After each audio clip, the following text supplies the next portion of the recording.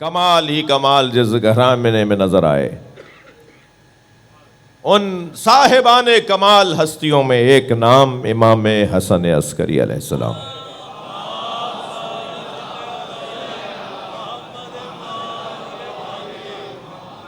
میرے 11ویں امام، ہمارے 11ویں ہادی جی معتصم باللہ عباسی نے 8 ربیع الاول 260 ہجری قمری امام کو زہر دے دیا۔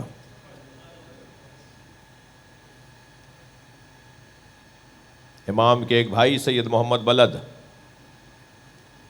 آپ بلد میں ان کے مزار پہ جاتے ہیں سید محمد کی زیارت کے لیے، لوگ منت مرادیں مانتے ہیں۔ صاحب کرامت فرزند امام علی نقی، امام کے ایک بھائی حضرت جعفر، جن سے بخاری اور نقوی سادات ان کے سلسلے سے ہیں، وہ بھی سامرہ میں ہی دفن ہیں۔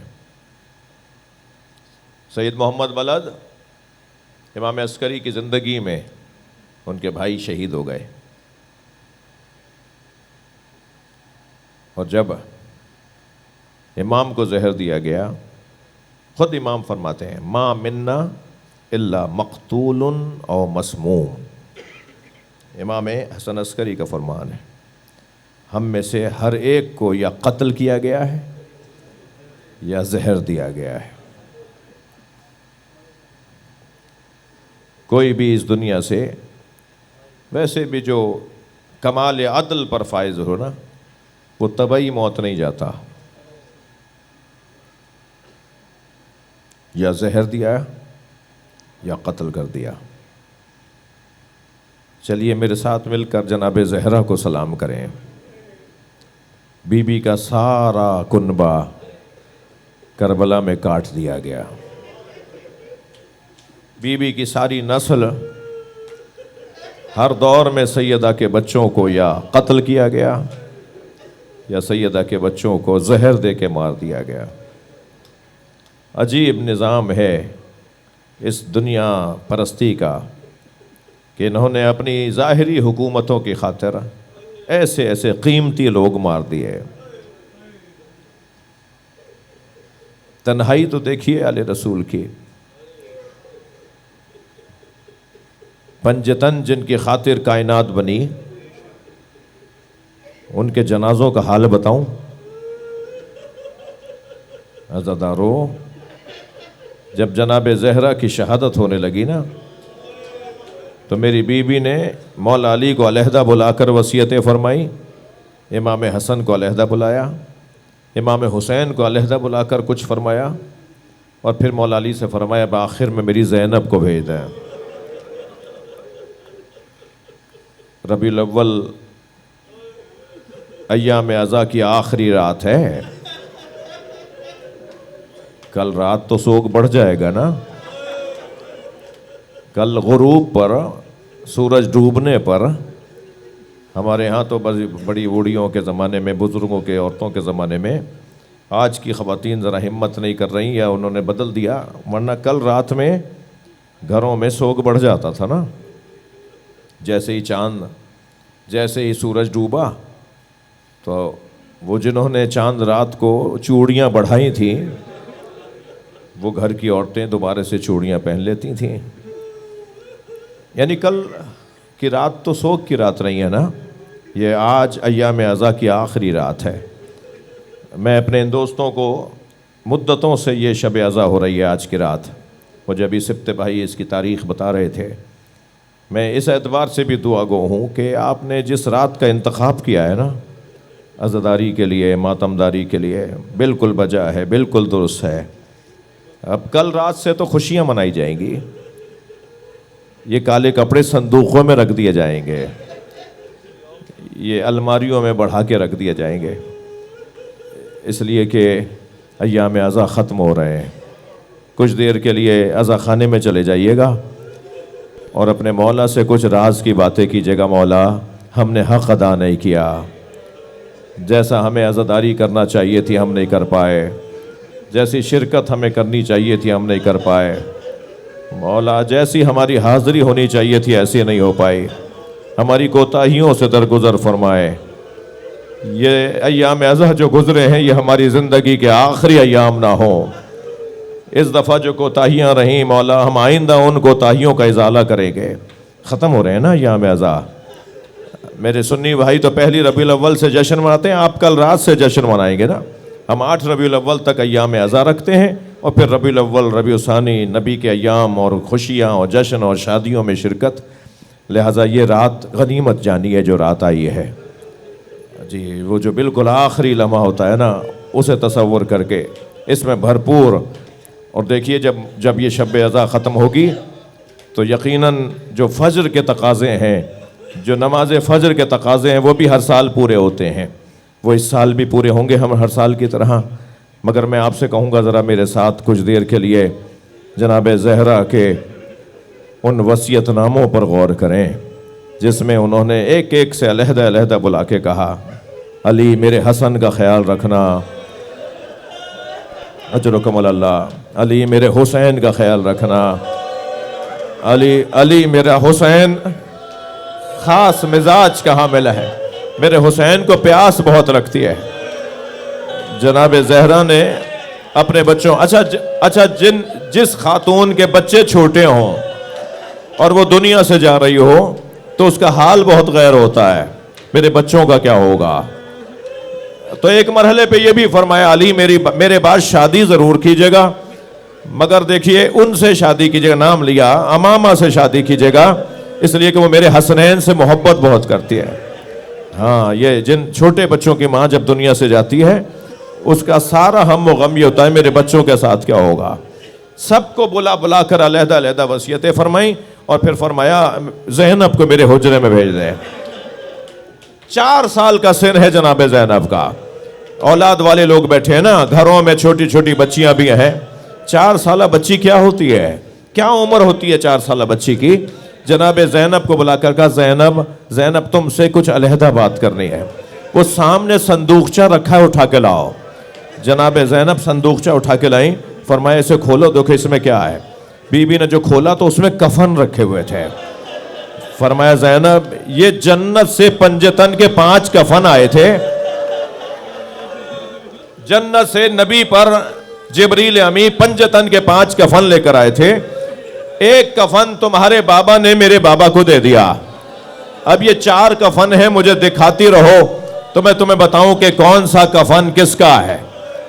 جناب زینب نے ایک کفن دکھایا، فرمایا بیٹا یہ کفن ذرا دیکھ لو غور سے، انہی دنوں میں تمہارے باپ آ کے تم سے کہیں گے اماں زہرا کا کفن لے آؤ، تو یہ میرا کفن ہے، اپنے بابا کو دے دینا۔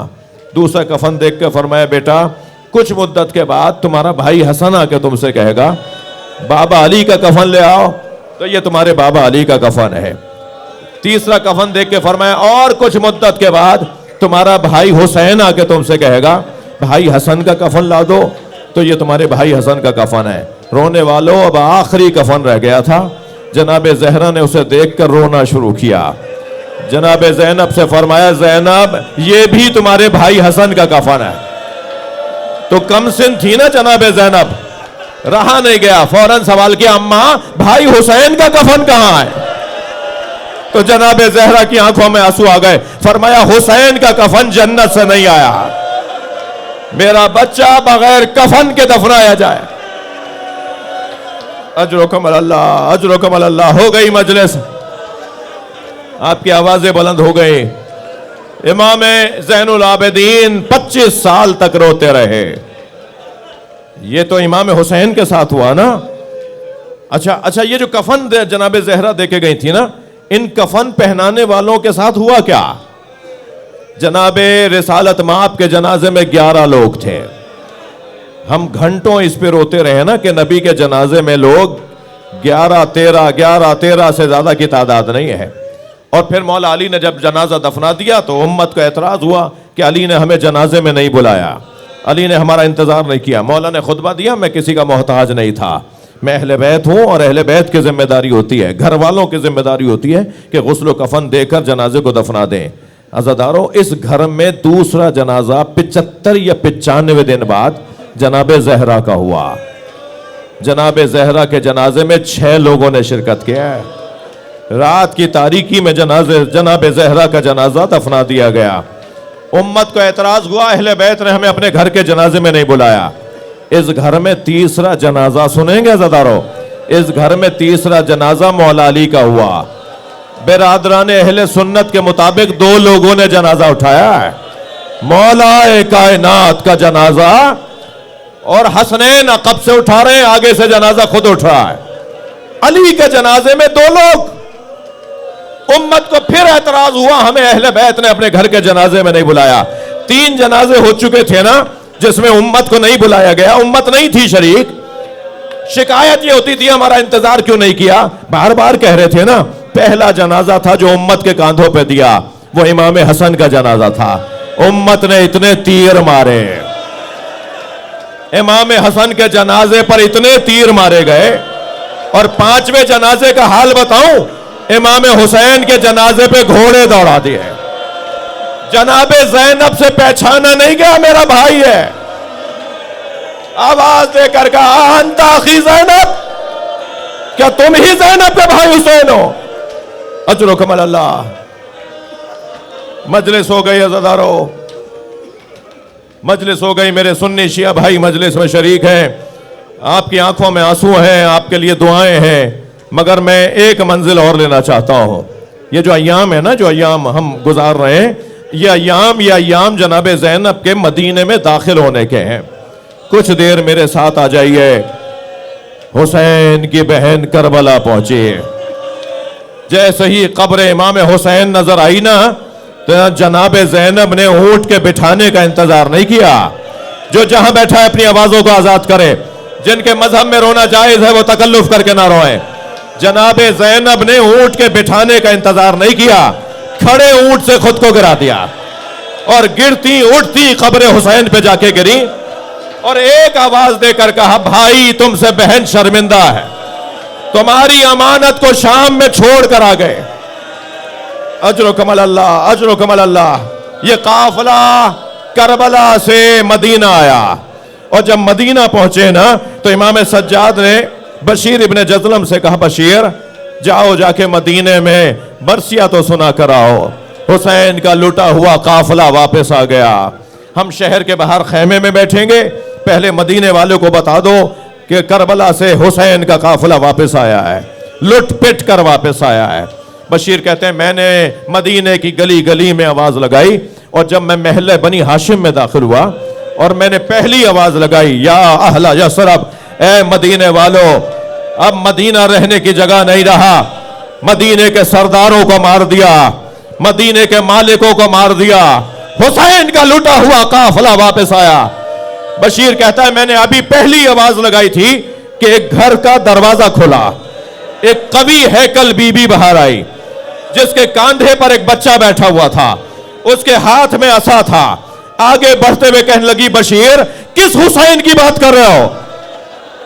تو بشیر کہتا ہے میں نے کہا میں جان سکتا ہوں کہ آپ کون ہیں، میں جان سکتا ہوں کہ میں کس سے بات کر رہا ہوں. تو اس بی بی نے آواز دے کر کہا میں عباس کی ماں ام البنین ہوں. بشیر کہتا ہے میرے ہاتھ پیر کانپنے لگے، میں اس بی بی سے کیسے بات کروں؟ میں نے کہا بی بی میں آپ کے عباس کا حال بتاؤں؟ کہا نہیں مجھے حسین کا حال بتاؤ. میں نے بی بی کے اور بیٹوں کے نام لیے، آپ کے اون کا حال بتاؤں؟ کہا نہیں مجھے حسین کا حال بتاؤ. تو میں نے کہا بی بی حسین کو کربلا میں پیاسا مار دیا. جیسے ہی میں نے یہ کہا بی بی نے پیر زمین پر مارا اور کہا عباس کہاں تھا جب حسین مارا جا رہا تھا؟ عباس کہاں تھا؟ بی بی عباس کے بازو کاٹے جا چکے تھے، حسین کو تنہا کر کے مارا. اللہ لعنت اللہ علی الظالمین فسيعلم الذين ظلموا أي منقلب ينقلبون. یا حسین یا حسین.